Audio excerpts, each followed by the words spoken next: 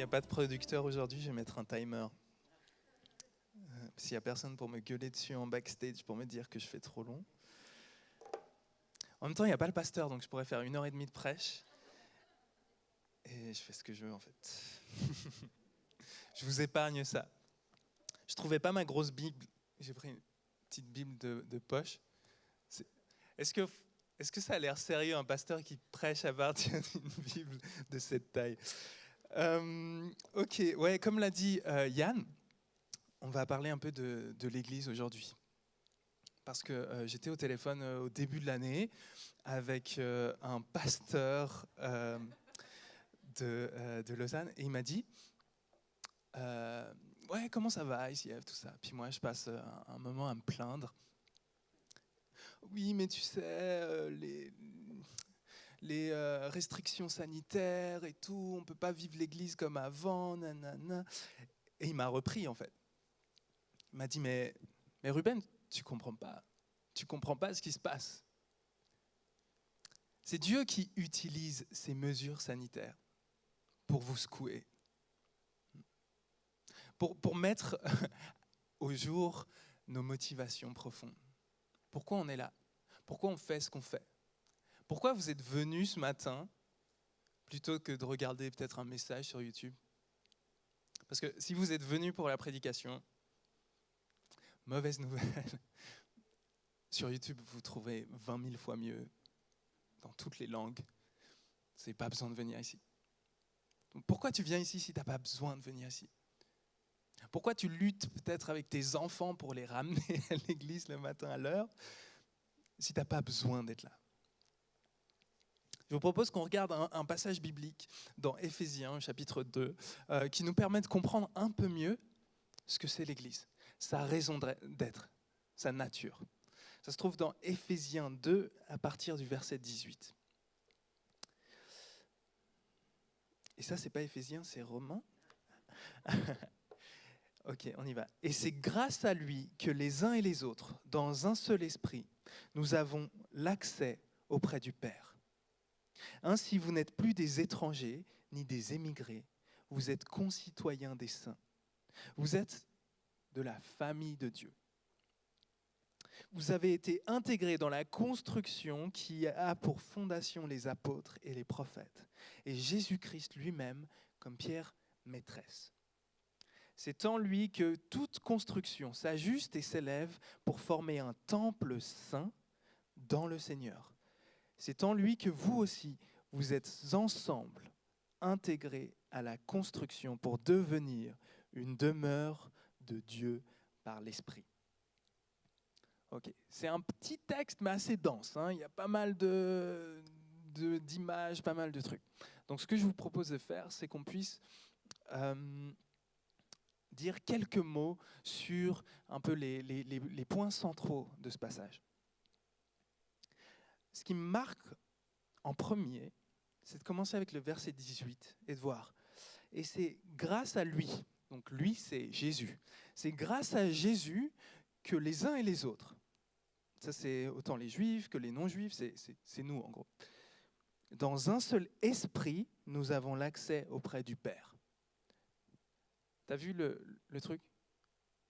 Le Père, le Fils et le Saint-Esprit dans cette phrase. Et puis, il y a nous au milieu. Ça dit quelque chose de la nature de l'Église. Ce que c'est l'Église, c'est lié à qui Dieu est. Vous voyez, en tant que chrétien, si vous étudiez un peu la théologie chrétienne, vous verrez que les théologiens, ils se sont battus, des fois un peu trop littéralement, ils se sont battus pour garder cette idée de Dieu qu'il est. C'est un Dieu unique, un seul être, mais en trois personnes. Et on a été, à travers les siècles, on a été critiqués pour ça. Il y en a qui disent, il y a des philosophes qui vont dire, mais 1 plus 1 plus 1, je suis désolé, ça ne fait pas 1. Puis il y a nos amis musulmans ou nos amis juifs qui vont nous dire, mais 1 plus 1 plus 1, vous êtes en train de dire que vous êtes polythéiste. Hein, vous croyez en plusieurs dieux, ce n'est pas un Dieu. Qu'est-ce qui fait qu'à travers les siècles, on a gardé cette vision, un seul Dieu en trois personnes? c'est que tout le message de l'évangile dépend de cette vision de Dieu. Vous voyez, si Dieu n'était qu'une personne, un être, il n'aurait pu aimer qu'à partir du moment où il a commencé à créer. Mais nous, ce que nous dit le Nouveau Testament, c'est que Dieu est amour. Il n'y a pas eu un moment dans l'éternité où Dieu n'était pas en train d'aimer. Et c'est seulement s'il est communauté, s'il est relation, qu'il peut être amour. Donc vous voyez l'importance de ça? Et ça va nous dire quelque chose sur le message biblique. Le message biblique commence avec Dieu qui crée le monde et qui crée des humains pour être en relation avec eux. Et toute la Bible parle de relations, de peuple, de famille. Parce que Dieu est obsédé, omnubilé par les relations. Dieu, c'est un Dieu d'amour, une communauté d'amour éternel. Et ce qu'il a envie de faire, c'est de nous inviter dans cette communauté.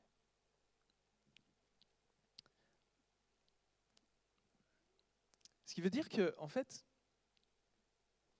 le message du salut chrétien, quand Dieu veut sauver l'humanité, c'est pas trop la même chose que ce qu'on voit dans les rayons de librairie en ce moment.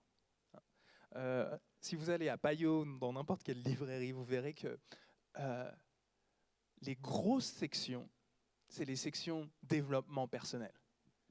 Il y a des milliers et des milliers de bouquins qui sont écrits chaque mois sur comment s'améliorer soi-même, comment faire, tu as aussi de la spiritualité pour ça, la méditation pleine conscience, des trucs que tu peux faire, quels sont les secrets, quelles sont les techniques, quelles sont les stratégies pour que toi, tu aies plus besoin de rien ni de personne.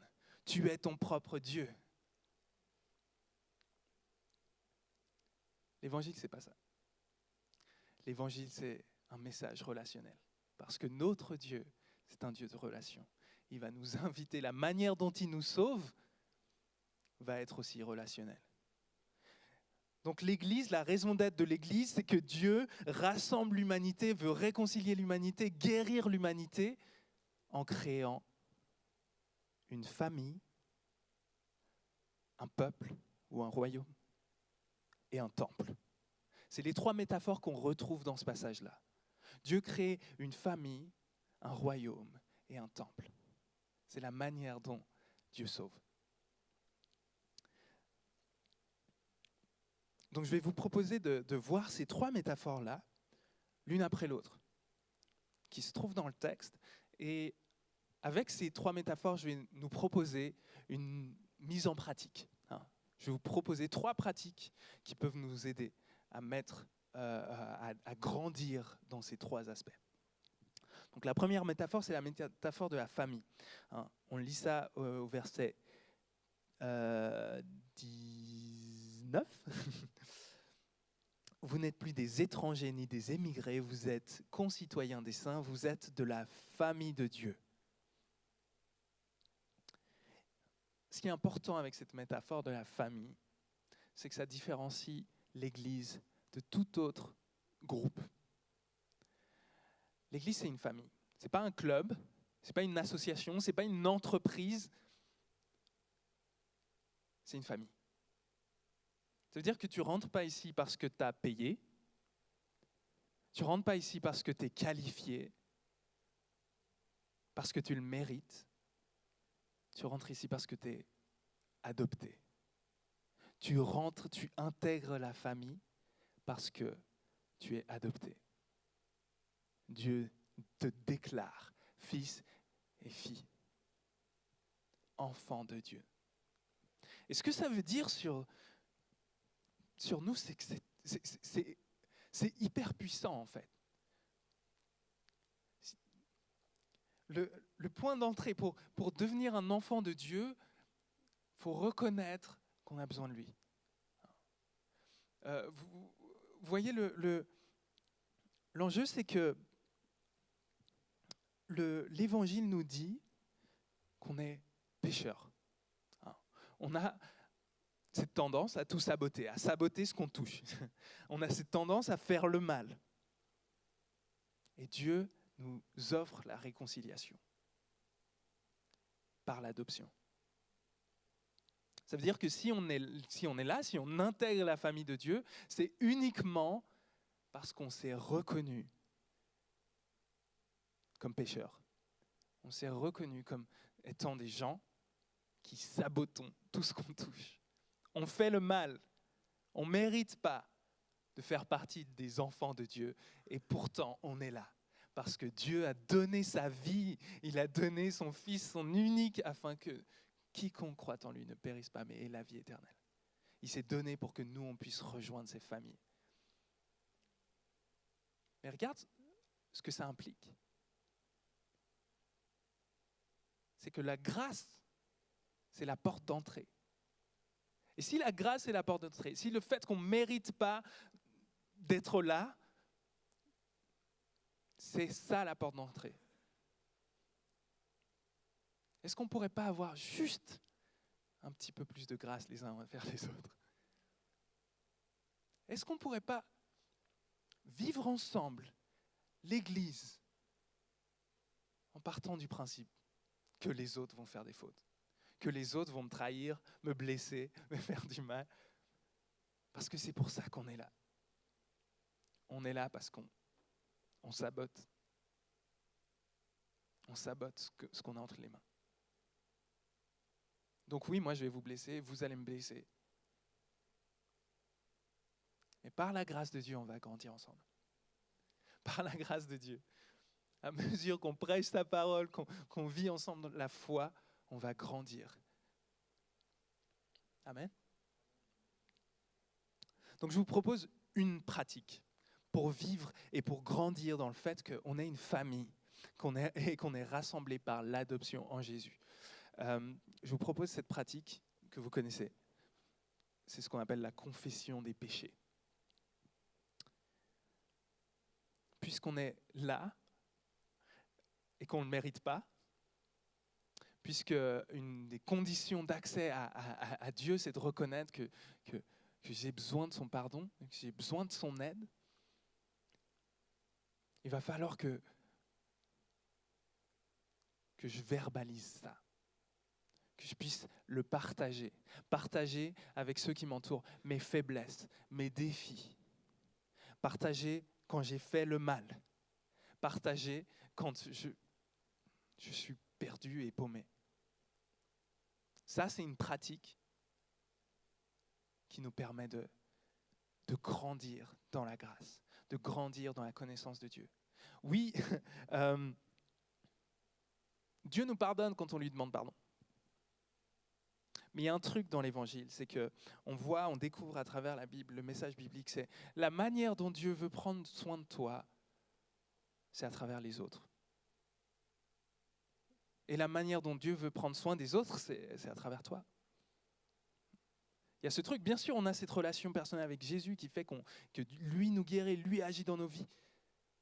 Mais les autres font partie intégrante de la manière dont Dieu veut prendre soin de nous. Ok.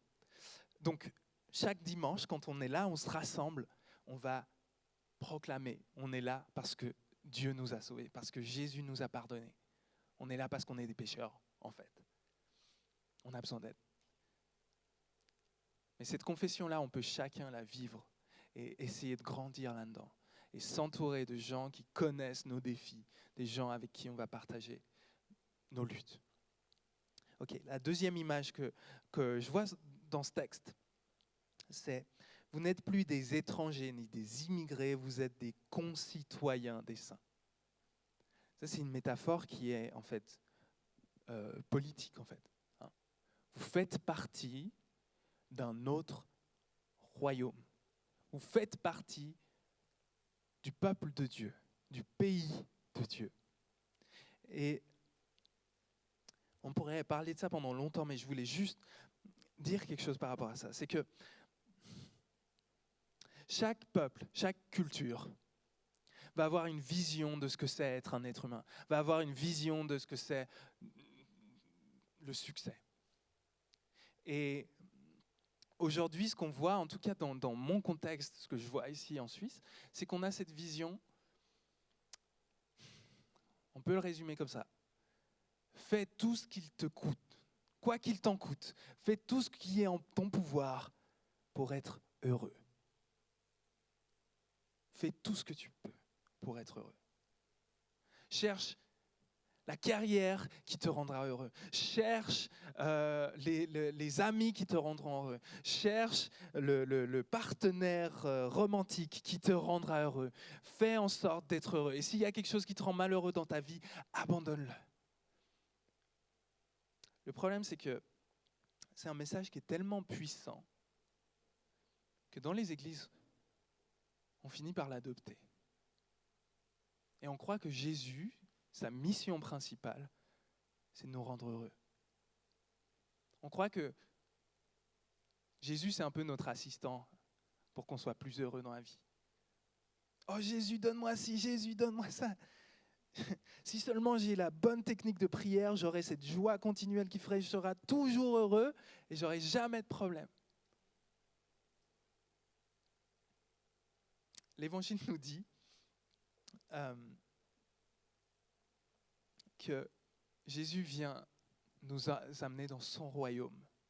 Et son royaume a une vision différente de ce que c'est le succès.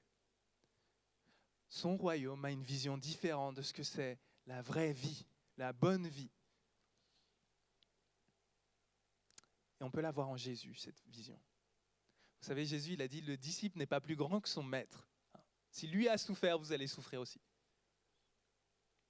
Si le but principal de Dieu, c'était qu'on soit tout le temps heureux, il aurait refusé ardemment de créer les moustiques. Non, le but principal de Dieu, la raison pour laquelle tu existes, c'est pas avant tout pour être heureux. Le jour où tu vas mourir et que tu vas être en face de ton Créateur, tu vas le voir face à face. Je peux te promettre qu'il ne va pas te demander « Est-ce que tu as été heureux ?» Il va te demander « Est-ce que tu as appris à aimer ? Est-ce que tu as grandi dans l'amour ?»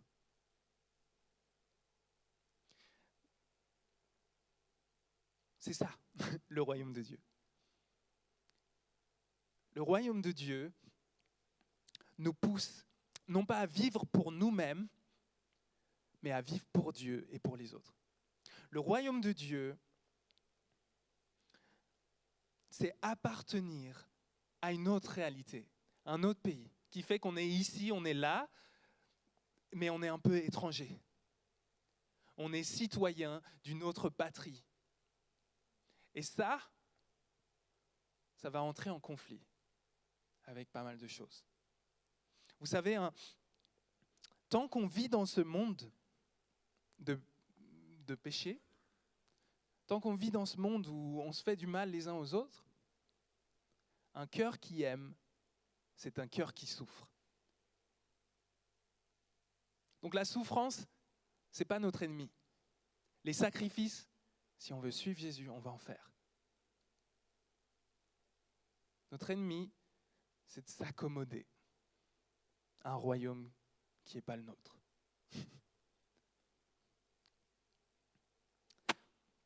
Donc j'ai envie de nous encourager, nous, à prendre au sérieux ce message.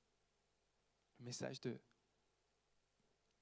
Jésus qui nous appelle à le suivre dans l'amour. Et la pratique qui va avec ça, je vais vous proposer, c'est la pratique du témoignage.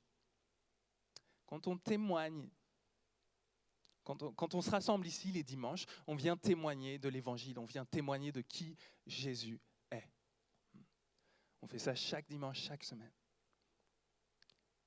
Et c'est la raison d'être de nos célébrations. Mais individuellement, on peut aussi témoigner. Témoigner de qui Jésus est, de ce qu'il a fait dans nos vies, de son message, de son amour. On peut témoigner. Et ce témoignage-là, il va nous coûter. Aujourd'hui, en Suisse, on n'est pas persécuté. La seule chose qui nous persécute en Suisse, les chrétiens, c'est notre peur d'avoir l'air idiot. On souffre, mais on souffre parce qu'on a peur d'avoir l'air bête. On a peur de ce que ça veut dire d'être chrétien parce qu'on a peur d'avoir l'air bête. Donc je veux nous pousser. On peut mettre de côté cette peur. Oui, on va souffrir, on va être rejeté, on va avoir des sacrifices à faire avec notre porte-monnaie, avec nos comportements, avec toutes sortes de choses. Si on veut être fidèle à Jésus, on va avoir des sacrifices à faire et on va souffrir. Mais tu sais quoi ? Ça rend ce qu'on fait ici, ça rend l'Église nécessaire. Vous savez, si la vie chrétienne, c'est juste essayer de ne pas trop pécher et prier un peu de temps en temps, je n'ai pas besoin de venir ici. Je peux faire ça chez moi. Je peux faire ça tout seul, je n'ai pas besoin de vous. Je n'ai pas besoin d'aide.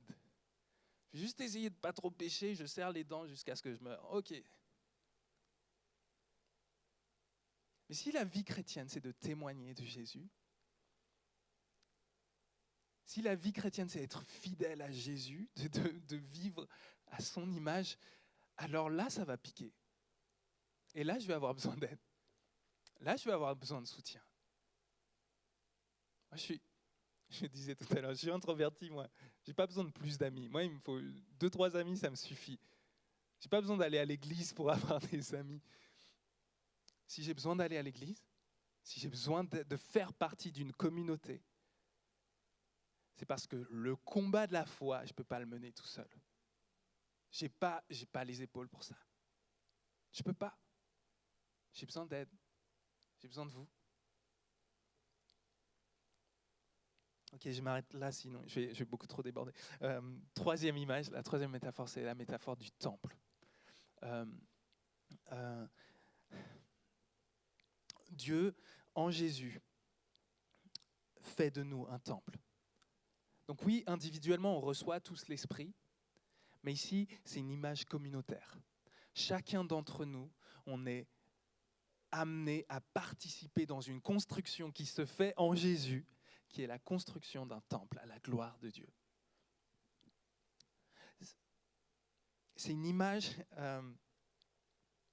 qui ne nous parle pas beaucoup aujourd'hui parce qu'on ne voit pas beaucoup de temples. Oui, il y a des églises, des cathédrales, des machins.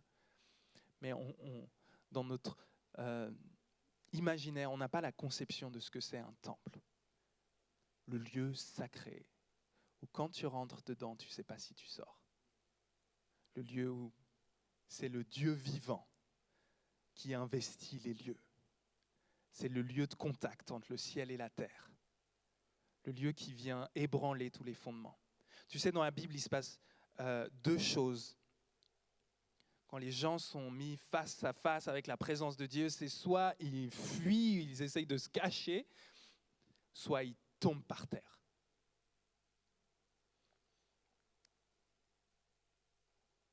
Et ça, c'est la réalité qu'on est invité à vivre. C'est de trembler. Trembler. Parce que lui est saint et parfait. Et être émerveillé parce qu'il est si bon qu'il nous invite à participer à cette sainteté, à cette perfection. Trembler et s'émerveiller. Ça, c'est le but, la destinée de l'Église. C'est notre raison d'être là ensemble, c'est qu'on puisse le voir tel qu'il est et trembler. Vous savez quoi, quand on se met à chanter la gloire de Dieu, tel que lui est, tel que lui se révèle, alors les gens qui ne le connaissaient pas commencent à vouloir chanter avec nous. La mission de l'Église, c'est de chanter tellement fort la louange de Dieu, une louange qui vient du cœur, au point que toute la création se mette à chanter aussi. Que toute l'humanité s'émerveille de qui il est. Donc la louange, c'est la troisième pratique que je voulais vous encourager à adopter. Qu'ensemble, tous les dimanches, c'est ce qu'on fait, on vient, on prend un temps de musique et on loue Dieu. Mais individuellement, c'est aussi quelque chose qu'on est appelé à faire. Et Et la musique, c'est juste la partie superficielle. Ça nous aide, la musique, à brancher notre corps pour qu'on soit aligné avec ce qu'on chante, hein, avec ce qui se passe dans notre tête. Mais ça, c'est juste la partie superficielle. La louange, c'est un cœur et c'est un mode de vie. La louange, c'est exalter qui Dieu est. Non seulement par mes paroles, mais aussi par mon attitude de cœur, ma volonté de le voir tel qu'il est, de trembler et de chanter et de le suivre. Parce que quand vous rentrez dans la présence de Dieu, la raison pour laquelle c'est aussi défiant, c'est qu'elle nous pose des questions. Elle nous appelle à faire des choix qui sont radicaux. Donc la louange, c'est aussi quelque chose dans lequel on va grandir, nous, en tant qu'Église. Et on a besoin les uns et les autres de prendre ça au sérieux. Autant dans notre temps individuel de prière et notre mode de vie, autant quand on est là ensemble, il y a quelque chose de sérieux à venir chercher. Ok, je m'arrête là. On va prendre un temps de face-to-face. Et ce que je vous propose de vivre, de faire, c'est simplement de voir ces trois pratiques que je nous ai proposées. Et de demander à l'Esprit Saint, dans laquelle de ces dimensions est-ce que tu m'invites à grandir ? Est-ce que c'est la confession ? J'ai besoin de trouver des gens à qui je vais pouvoir partager mes faiblesses et mes péchés. Est-ce que c'est le témoignage ? J'ai besoin de prendre au sérieux, de témoigner à ceux qui ne connaissent pas Jésus, qui tu es. Ou troisièmement, est-ce que c'est la louange ? J'ai besoin de remettre la louange au cœur de ma vie. Ok. Seigneur, on a besoin de ton aide pour devenir l'Église dont tu rêves. Je te remercie parce que c'est tout par ta grâce. Et c'est que par ton esprit. Et c'est que centré sur toi, Jésus, qu'on peut vivre tout ça dans la présence du Père. Viens glorifier ton nom à travers nous, notre petite communauté. Au nom de Jésus. Amen.